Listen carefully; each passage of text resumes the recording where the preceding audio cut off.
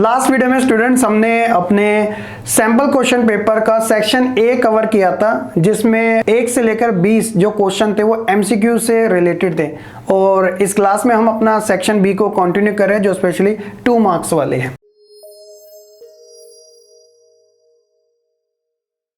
तो सबसे पहले अगर क्वेश्चन की बात करें, जो कि है क्वेश्चन नंबर 21, ये सीरीज ऐसे कंटिन्यू रहेगी। Study the map thoroughly and mention the languages that are dominantly present in Belgium. तो अगर आपने पावर शेयरिंग का लेसन कवर किया है, आपको पता होगा कि बेल्जियम के अंदर लैंग्वेजेस की बात आती है तो उसके अंदर कहीं ना कहीं हम फ्रेंच कम्युनिटी को और साथ ही डच कम्युनिटी को जरूर कवर करते हैं। तो the language that are dominantly present in Belgium are Dutch and French. तो जो रीजन है वो भी कुछ इस तरीके से डिवाइडेड है, जैसे जो फ्लेमिश रीजन है वहां पे डच स्पीकिंग आपको ज्यादा मिलेंगे, और जो वेलोनिया रीजन है वहां पर आपको फ्रेंच स्पीकिंग ज्यादा मिलेंगे। जबकि उसकी जो कैपिटल है उसका सिनेरियो थोड़ा अलग रहता है, 80-20 का रेशियो रहता है। माइनॉरिटी में होते हैं फ्रेंच कम्युनिटी के, वो कैपिटल में मेजॉरिटी में हो जाते हैं, और जो डच मेजॉरिटी में होते हैं कंट्री के अंदर, वो कैपिटल में 20% रह जाते हैं ब्रुसेल्स के अंदर। तो ये थोड़ा एथनिक कॉम्पोजिशन का थोड़ा कॉम्प्लेक्स होता है, लेकिन वो अमेंडमेंट के थ्रू इस प्रॉब्लम को सॉर्टेड भी कर लेते हैं। ठीक है, क्वेश्चन नंबर 22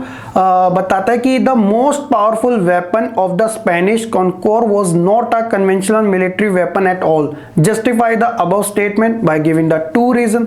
तो देखिए क्या बात बताई जा रही है, the Spanish conquer most powerful weapon was not a conventional military. तो फिर क्या था, तो वो था they use germs like a smallpox which spread deep into the continent before any European could reach there. तो वो मिलिट्री का इतना यूज नहीं करते थे, बल्कि वो एक बायोलॉजिकल वॉर करते थे, जिसके अंदर वो स्मॉल पॉक्स जैसे जो जर्म्स होते थे उसे स्प्रेड कर देते थे कॉन्टिनेंट में।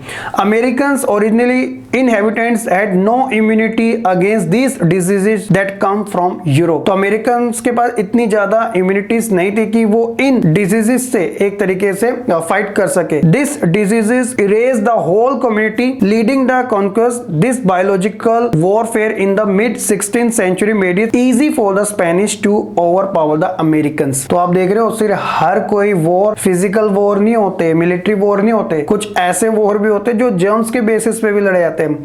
अभी आपने देखा था ना कि कोविड-19 जो आया था, जो चाइना से स्प्रेड हुआ था, चाइना के ऊपर बहुत सारे कंट्री ने ये भी अलेज किया था कि उन्होंने ये एक आइडिया है कि जिन्होंने पूरे वर्ल्ड के अंदर ये बायोलॉजिकल वॉर स्प्रेड कर दिया है। अगला क्वेश्चन है कि मिस्टर पालनी जो है वो तमिलनाडु से है और वो चाहते हैं कल्टीवेशन टी या फिर वीट की, मतलब कौन सी वो कल्टीवेशन करे, चाय की या गेहूं की। Which one of the crop out of the 2 can he cultivate in his state, क्योंकि इनका स्टेट साउथ इंडियन स्टेट है Tamil Nadu. Substitute your answer with any 2 reason.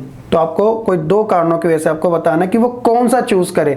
तो देखो, आप जानते हो कि हर एक स्टेट जो होता है वो सेपरेटेड है, उसकी जो क्लाइमेट होता है, सोइल होती है, उसमें भी काफी डिफरेंट देखने को मिलता है। टाइप्स ऑफ सोइल के बारे में मैंने आपको कवर कराया था ना। मिस्टर पालनी मस्ट कल्टीवेट टी इन तमिलनाडु, तो उन्हें टी की खेती करनी चाहिए तमिलनाडु के अंदर, क्योंकि जो सोइल एंड क्लाइमेट है तमिलनाडु के अंदर वो सुटेबल है ट्री ग्रो करने में। तो जो ज्यादा सुटेबल है उसी की करनी चाहिए। The tea plant grow well in tropical and subtropical climate with deep and fertile with drain laterite soil rich in humus and organic matter. Tea bushes require a warm and most frost free climate all through the year. तो इस basis पे हम कह सकते हैं कि वहां पे टी सबसे ज्यादा बेटर रहेगी। Frequent shower eventually disturb it over the year ensure continuous grow of the tender leaves। तो इसके आधार पर हम कह सकते हैं कि मिस्टर पालनी को तमिलनाडु में टी कल्टीवेट ज्यादा सुटेबल रहेगा उनके लिए। क्वेश्चन नंबर 24 है, mention any 2 reason to state that India is a federal country. तो ऐसे कोई 2 कारण बता दीजिएगा जिसके बेसिस पे हम कह सके कि इंडिया फेडरल कंट्री है। तो सबसे पहला है, हालांकि हमारे पास रीजन तो बहुत सारे हैं, लेकिन हम मेन के बारे में बात करेंगे, डिवीजन ऑफ पावर। आप देखते हो कि इंडिया के अंदर कोई पर्टिकुलर एक गवर्नमेंट रन नहीं की जाती। सेंट्रल लेवल की अलग गवर्नमेंट होती है,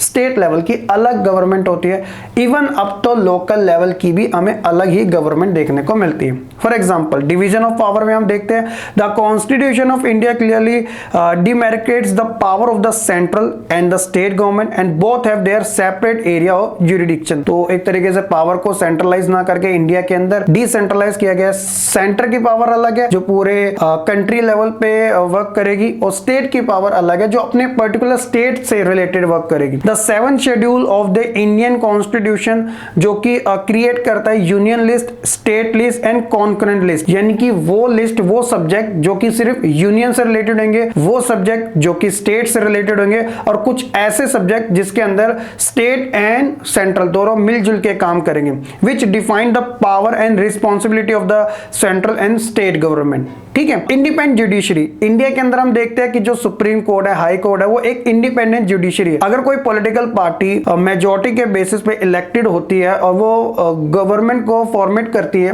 तो ऐसा नहीं है कि अब जुडिशरी जो है, सुप्रीम कोर्ट, हाई कोर्ट, उस गवर्नमेंट के अंडर में आ जाएगा, ऐसा नहीं होगा। कोई भी पॉलिटिकल पार्टी इलेक्ट होती है, मेजॉरिटी में आती है, तो इससे इतना सा भी फर्क नहीं पड़ता इन इंडिपेंडेंट जुडिशरी को। India is a independent judiciary with the power of the judicial review. The supreme of India is the highest judicial authority in the country and has the power to interrupt the constitution and resolve the dispute between the central and state government। तो यहाँ तक कि supreme court तो ये भी power दी गई है कि वो अगर सेंट्रल और स्टेट गवर्नमेंट है उसमें इंटरवीन भी कर सकती है। अगर इन दोनों के बीच में किसी चीज को लेकर अगर झगड़ा भी होता है, डिस्प्यूट भी होता है, तो उसे सॉल्व करने के लिए भी जो लास्ट ऑप्शन होता है वो सुप्रीम कोर्ट के पास होता है। उसका जो डिसीजन होता है वो काफी ज्यादा इफेक्टिव होता है। तो इसलिए हम कहते हैं कि जो हमारा इंडियन जुडिशरी सिस्टम है वो सबसे ज्यादा पॉपुलर है, क्योंकि वो इंडिपेंडेंट है, किसी गवर्नमेंट के अंडर में या किसी एजेंसी के अंडर में नहीं आता। वो कॉन्स्टिट्यूशन के अकॉर्डिंग चलता है और हमारे जो खुद के फंडामेंटल राइट्स है उनको प्रोटेक्ट करने के लिए वो खुद रिस्पॉन्सिबल है, क्योंकि वो गारंटी प्रोवाइड करवाता है ना,